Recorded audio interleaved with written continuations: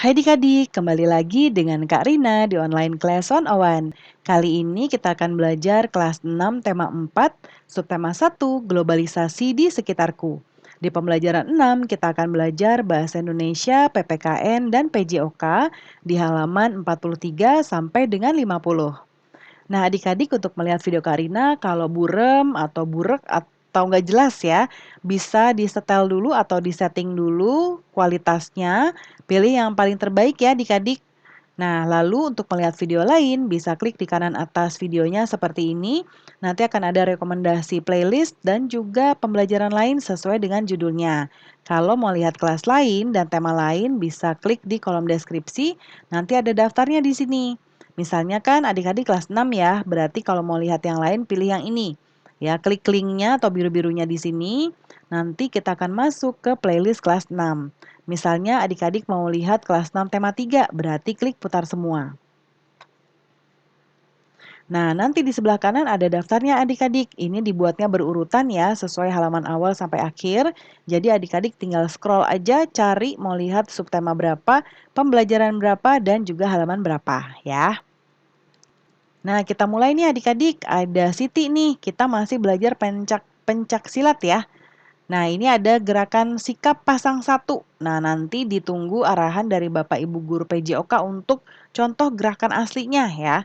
Lalu sikap pasang 2 dan sikap pasang 3. Nah, masih ada lagi sikap pasang 4 ya. Nah, berikutnya nih ada Udin.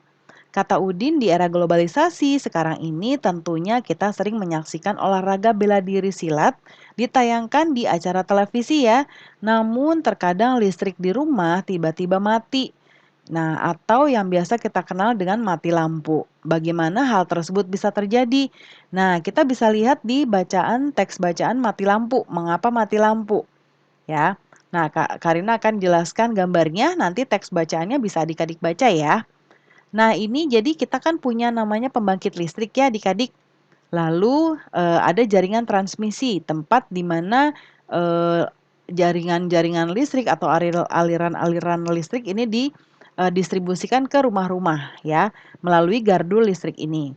Nah, ceritanya nih ya, pertama karena petir ya, tar gitu nih, ini jadinya putus atau rusak. Terus mati lampu. Karena harus diperbaiki dulu. Atau juga ini ada salah satu kabel di suatu area ada pohon tumbang terus kena, putus terus akhirnya mati lampu, ya. Lalu berikutnya ada pekerjaan sumber lain, misalnya ada suatu pekerjaan yang bisa mengganggu jaringan. Terus ada juga karena penggalian. Nah, itu adalah penyebabnya. Jadi nanti ini dibaca dulu ya. Kita langsung eh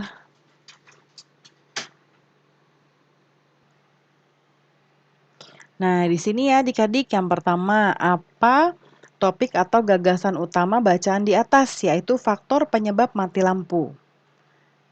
Yang kedua, apa saja penyebab terputusnya aliran listrik dari stasiun pembangkit hingga ke rumah warga.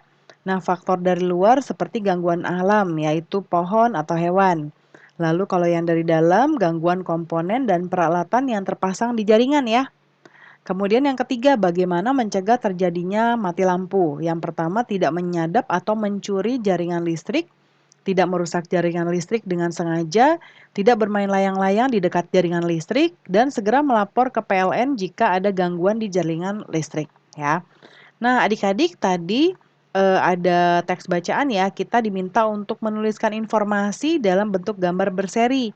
Ya, gunakan kosakata baku dan kalimat efektif. Nah, Karina buatkan di sini halaman 1 itu adalah judul yaitu mati lampu.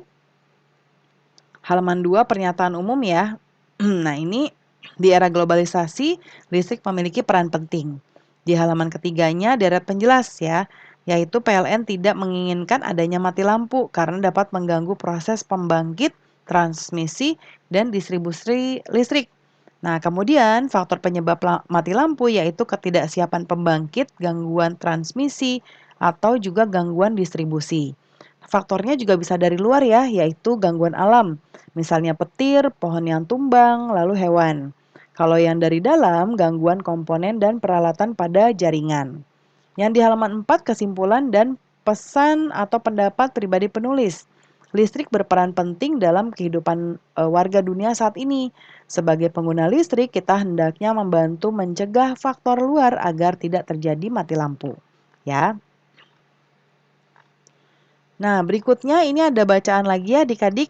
Ini tentang Lani dan Beni. Nah, nanti boleh dibaca sekilas dulu untuk kemudian kita jawab pertanyaan-pertanyaannya. Yang pertama, bagaimana karakter Lani dan Beni? Ya, nah kita bisa lihat dari dialognya nih sama penjelasan-penjelasannya. Nah, karakter Lani adalah ramah, ceria, dan suka membantu teman.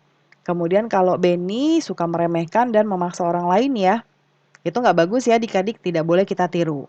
Lalu yang kedua, bagaimana sikap Beni kepada Lani? Apa yang seharusnya Beni lakukan? Jelaskan dan beri alasan. Nah, Beni seharusnya menghargai kekurangan Lani ya, atau bahkan membantunya dengan membelikan Lani sepatu dan seragam baru. Seharusnya Beni paham bahwa Lani anak yang baik hati dan suka membantu teman. Lalu yang ketiga, bagaimana sikap Lani setelah Beni menghinanya? Apa yang sebaiknya Lani lakukan? Lani menjadi anak pemurung ya yang selalu bersedih dan tidak semangat ke sekolah lagi. Nah, Lani seharusnya menjadikan ejekan Beni sebagai semangat untuk meraih cita-cita ya. Jangan jadi pemurung, tapi justru harus semangat untuk membuktikan diri kita. Nah, tadi ditaruh di sini jawabannya ya. Nah, pembelajaran kita sudah selesai nih adik-adik. Terima kasih sudah menonton sampai akhir. Mohon dimaafkan apabila ada kesalahan dalam perkataan maupun dalam materi yang diberikan. Sampai jumpa di pembelajaran berikutnya. Dadah!